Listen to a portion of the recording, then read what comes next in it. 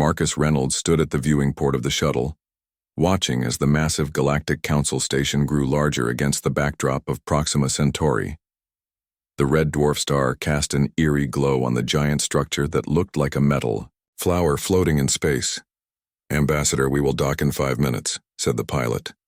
Marcus nodded but didn't turn around. His dark blue suit was perfectly tailored, hiding the neural interface ports along his spine. To anyone looking at him, he appeared to be nothing more than a well-dressed human diplomat. They couldn't see the military-grade enhancements beneath his skin or the combat computer wired into his brain. First human to ever set foot on the council station, Marcus thought to himself. And they have no idea what they've invited aboard. The shuttle docked with a soft bump. Marcus gathered his simple black case, containing both diplomatic papers and encrypted Earth defense codes, and moved toward the airlock. His enhanced senses already picking up details beyond normal human range.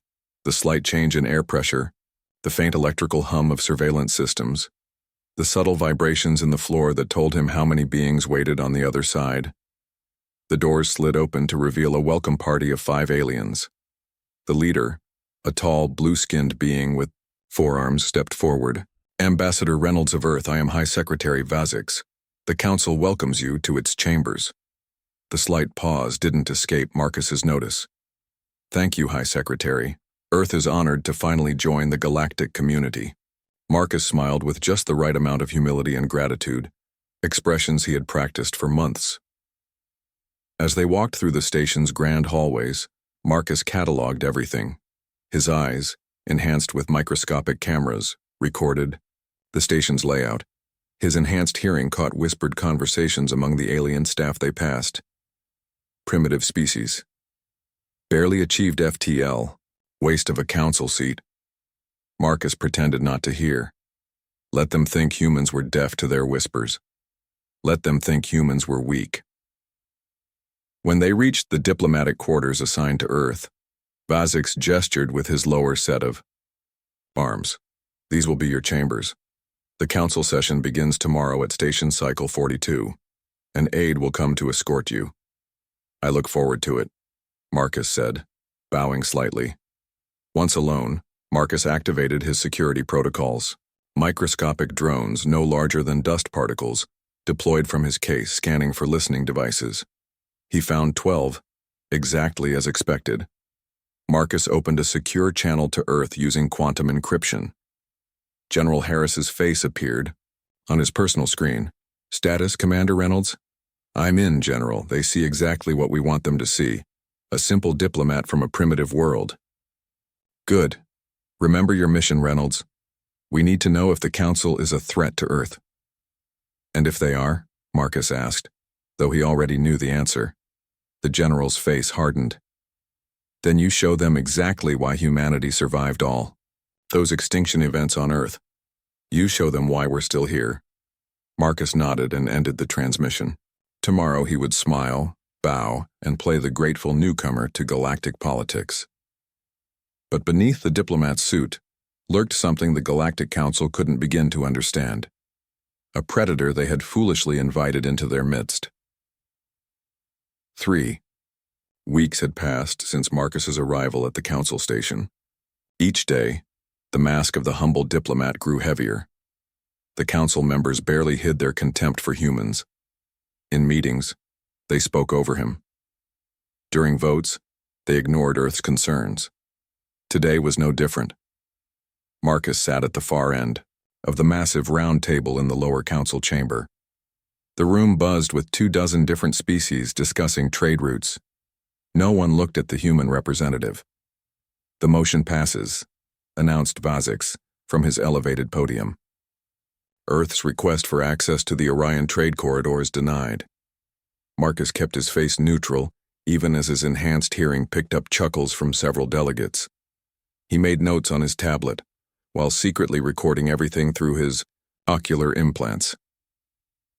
As the session ended, most delegates hurried past him without acknowledgement. Only one stopped, a tall, reptilian being with emerald scales and yellow eyes. "Ambassador Reynolds, I am Kavax of the Draconis Alliance." The alien said in a low voice. Perhaps we could speak privately.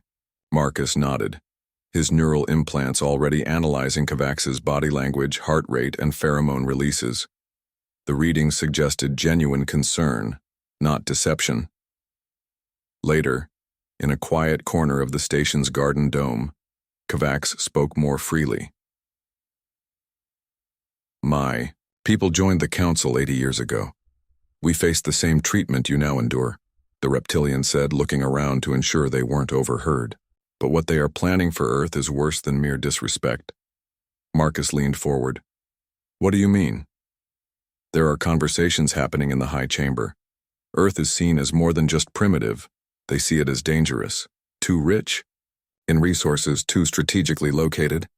Kavax's voice dropped even lower. Some believe Earth would be better under proper management. Marcus's combat systems automatically increased his adrenaline levels, but his face revealed nothing. Invasion? They call it stewardship. But yes, essentially. Kavax handed him a small data crystal. This contains meeting records from the inner circle. Be careful, Ambassador. If they discover I shared this, they won't, Marcus assured him. Thank you for the risk you're taking.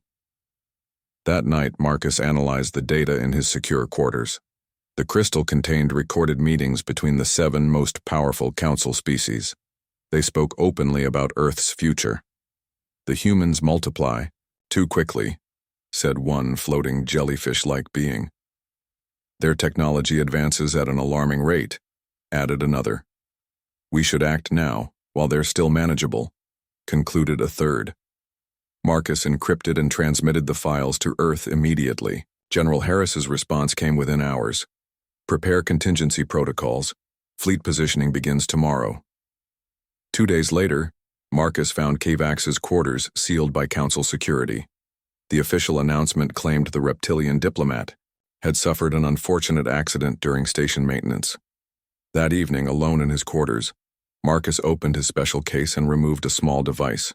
He activated it, summoning a hidden weapons cache built into the walls of his diplomatic suite, weapons smuggled in piece by piece over the past weeks. As he assembled a high-powered rifle, Marcus finally allowed himself to feel the cold anger he'd been suppressing. The diplomat was fading. Death was emerging from its suit. Marcus received the invitation on his official diplomatic channel. The message came from Council Elder Grostak, inviting him to a ceremonial welcoming in the station's outer ring, a ritual supposedly delayed due to scheduling issues. Marcus knew it was a trap. The timing was too convenient, coming just days after Kavax's death. He accepted anyway.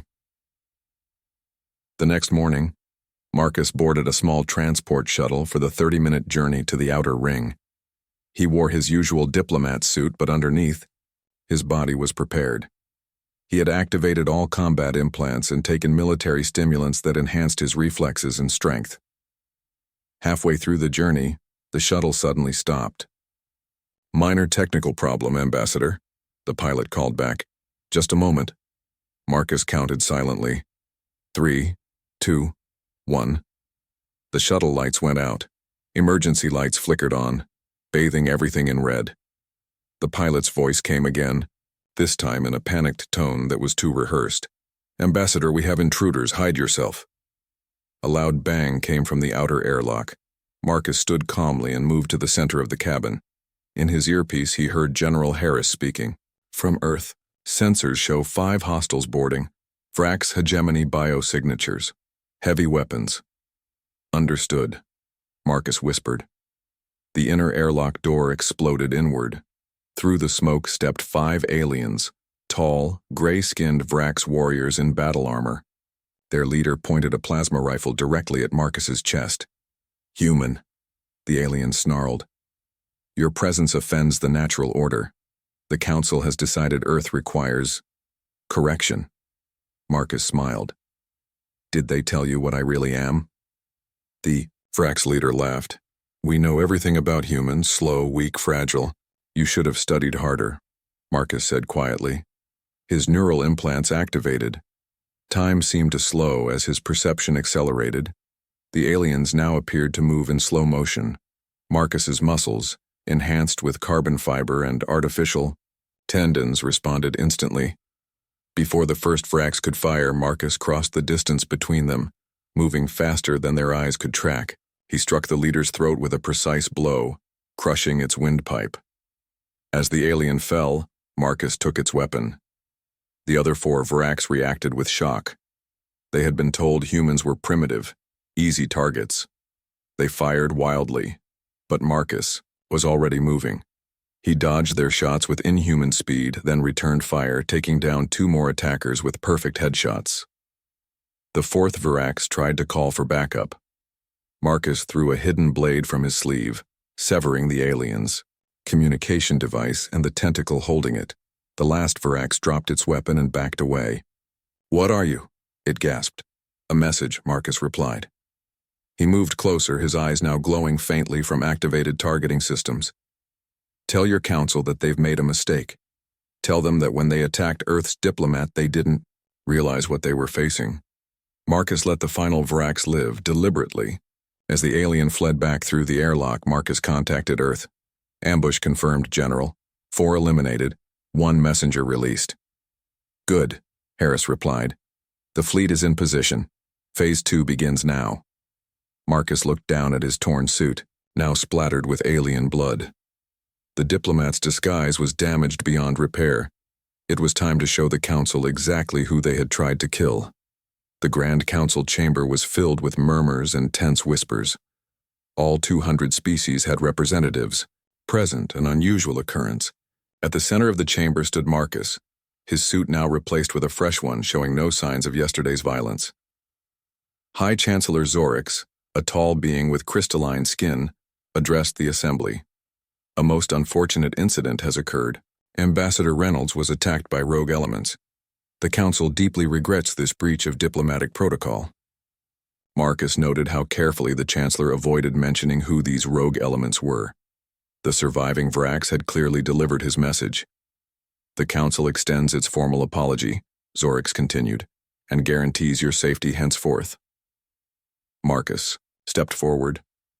His enhanced hearing caught the subtle shift in the room's atmosphere, a mixture of fear and curiosity. "Good.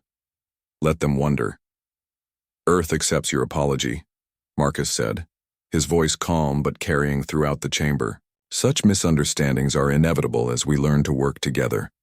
Several delegates shifted uncomfortably at his use of the word misunderstandings. The Vrax representative was noticeably absent. After the session, Marcus found himself approached by more delegates than ever before. Some offered seemingly genuine sympathy. Others watched him with new caution in their eyes. The news had spread. The human was not as harmless as they had believed. "Ambassador Reynolds," called a deep voice. Marcus turned to face the Council's security director, a massive 4-armed Juraxian named Dorn. Standing nearly 8 feet tall with armored skin, Dorn was an imposing figure. "I wish to personally apologize for the security failure," Dorn rumbled. "And to ask how a simple human diplomat managed to neutralize 4 Vrax warriors?" Marcus smiled.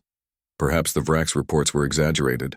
I reviewed the shuttle's security footage myself," Dorn said, leaning closer.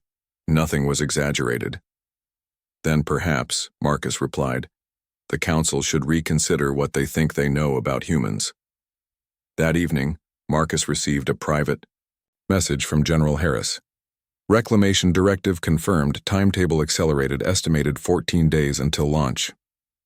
Marcus encrypted the data KVAX had provided and examined the Council's classified files. The Reclamation Directive was worse than they had feared, a comprehensive plan to invade Earth, strip its resources, and reduce humans to a controlled labor force. The document listed Earth's dangerous unpredictability as justification. A knock at his door interrupted his work. Marcus quickly closed the files and answered. A small, insect-like being stood there, an aide to the Council's inner circle. "Ambassador Reynolds, the High Chancellor requests your presence at tomorrow's Inner Circle meeting. This is unprecedented for a new species." "I'm honored," Marcus replied. After the aide left, Marcus contacted Earth again. "I've been invited to the Inner Circle. It's either a genuine diplomatic opening or..." Or they're gathering intelligence. Before they move against us, General Harris finished. The fleet is 3 days from completion. Keep them talking, Commander. Marcus looked out his window at the vast expanse of space. Somewhere out there, Earth's secret armada was assembling, ships more advanced than anything the Council had seen, hidden from galactic detection for years. The Council thought they were dealing with a primitive species. They would soon learn how wrong they were. Marcus entered a small, dimly lit room in the station's lower levels.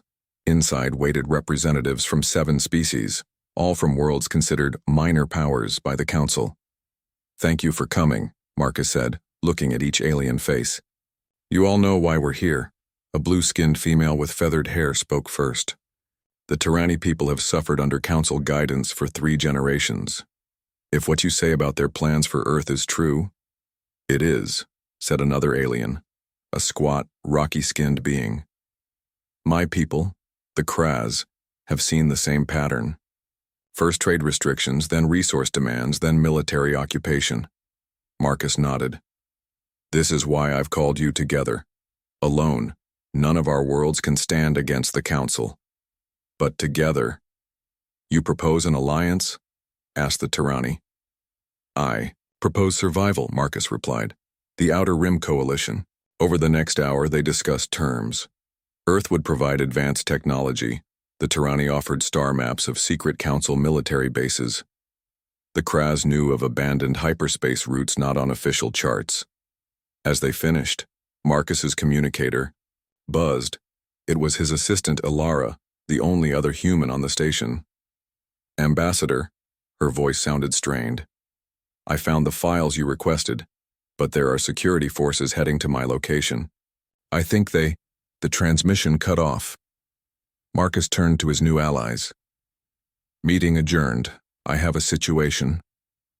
Marcus moved quickly through the station's corridors, his implants guiding him to Ilara's last known location. Security cameras showed her being dragged into a private shuttle.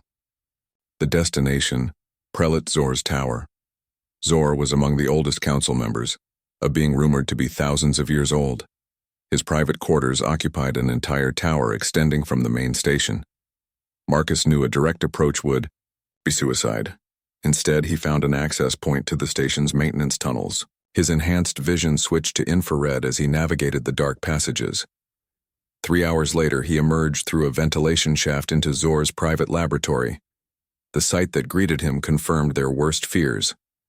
Massive tanks lined the walls, each containing samples of Earth's ecosystem, plants, insects, soil.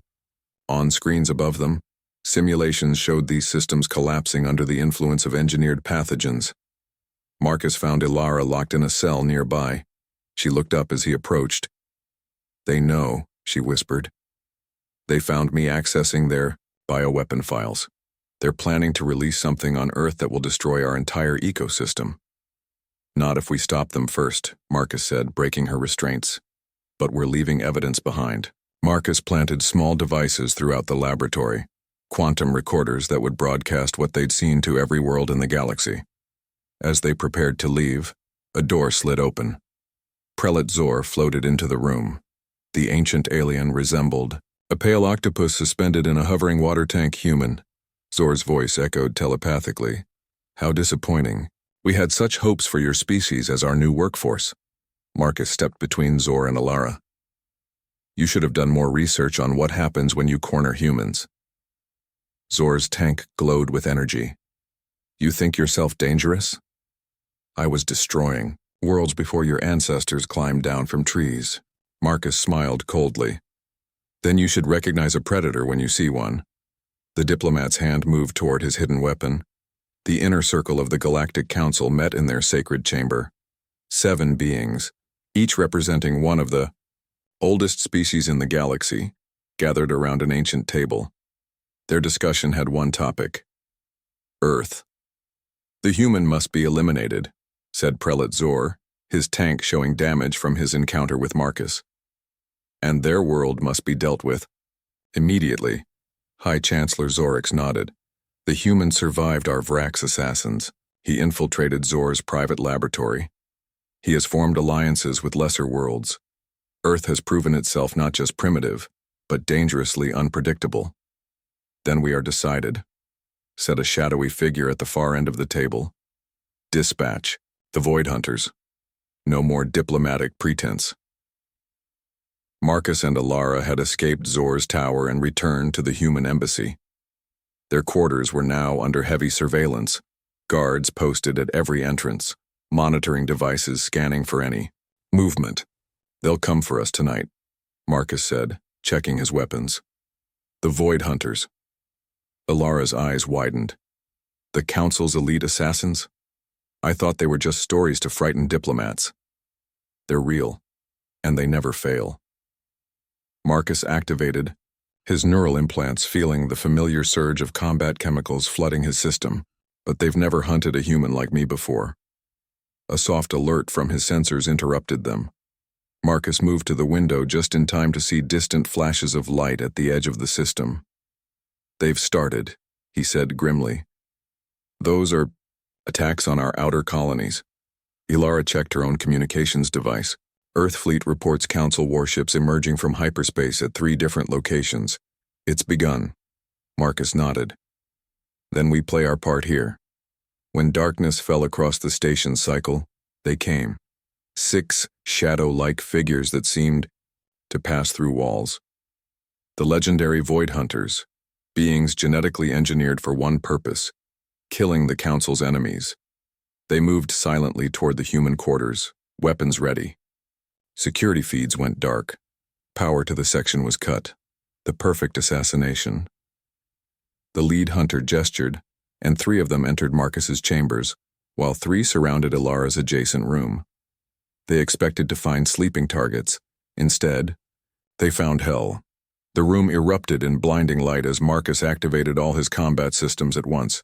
His neural processors ran at full capacity, slowing his perception of time to a crawl. The hunters, famous for their speed, now seemed to move through syrup.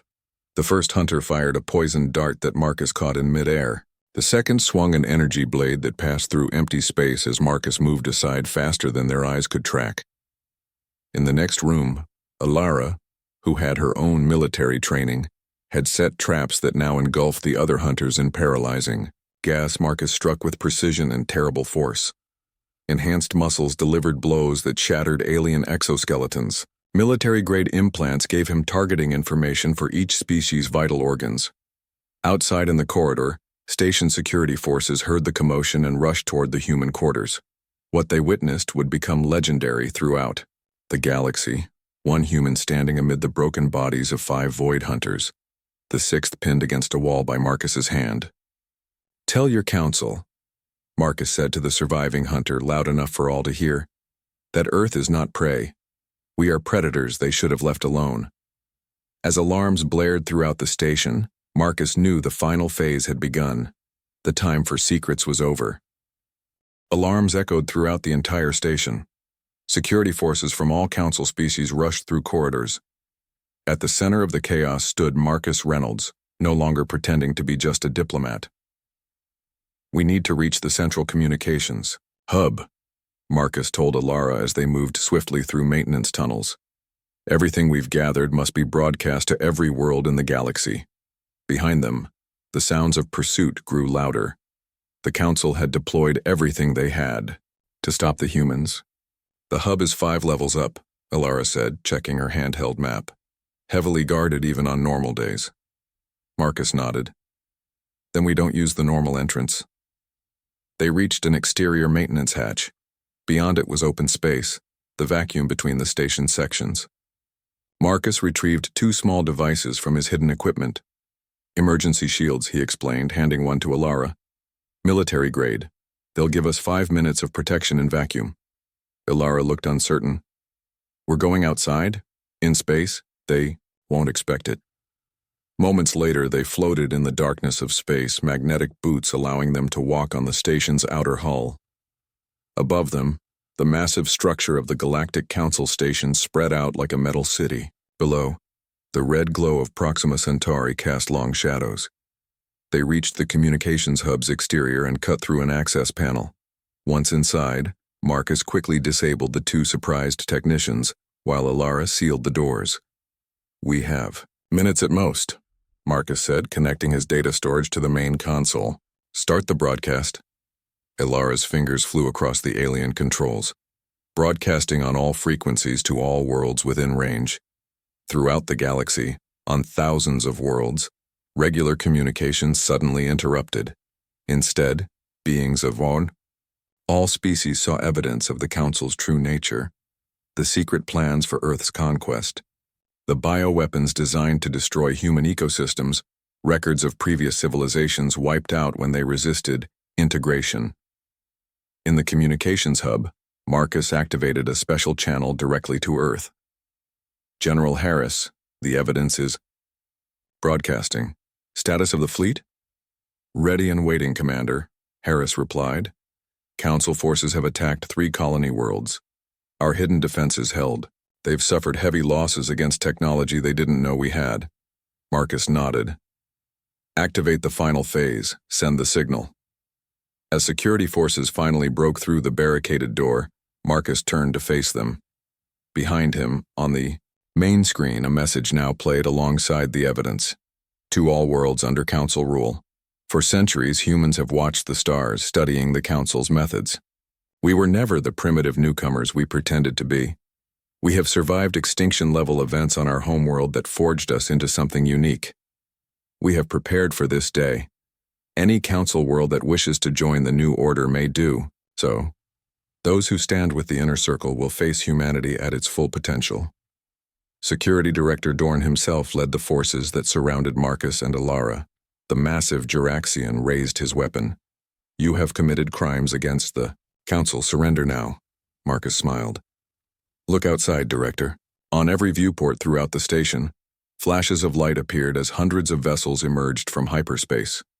The hidden human fleet, more advanced than anything the Council had seen before. Diplomat down, Marcus said into his communicator. They chose war. The Grand Council chamber was filled to capacity.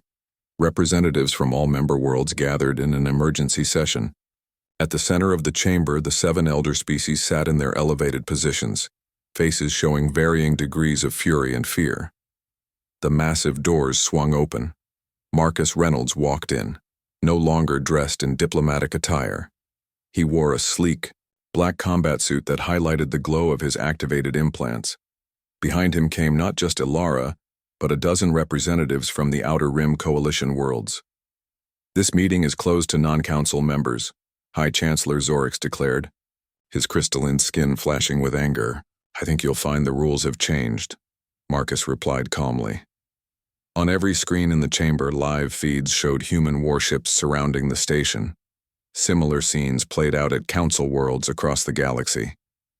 Prelate Zor's tank bubbled with rage. You dare threaten us? We ruled the stars before your species discovered fire. And that is precisely your weakness, Marcus said, addressing not just the elders but all representatives. You believe age grants superiority. You never asked why humans advanced so quickly, why we survived. Marcus activated a holographic display in the center of the chamber. It showed Earth's history, asteroids striking the planet, ice ages, plagues, nuclear standoffs. Humanity faced extinction dozens of times. Each crisis forced us to adapt, to become stronger. While other species evolved in comfort, we evolved under constant threat. Marcus looked directly at the 7 elders. We became predators out of necessity. A commotion at the entrance interrupted as Security Director Dorn entered, followed by guards. They surrounded Marcus but did not attack. The human speaks truth, Dorn announced, surprising everyone. I have reviewed the evidence they broadcast. The Council has systematically eliminated or enslaved any species that showed too much potential. Murmurs spread throughout the chamber, as representatives from dozens of worlds began talking among themselves. Marcus continued. Earth was never ignorant of galactic politics. We've had faster-than-light capability for over a century, not the 30 years we claimed. We watched, we studied, we prepared. For what? Chancellor Zorix demanded.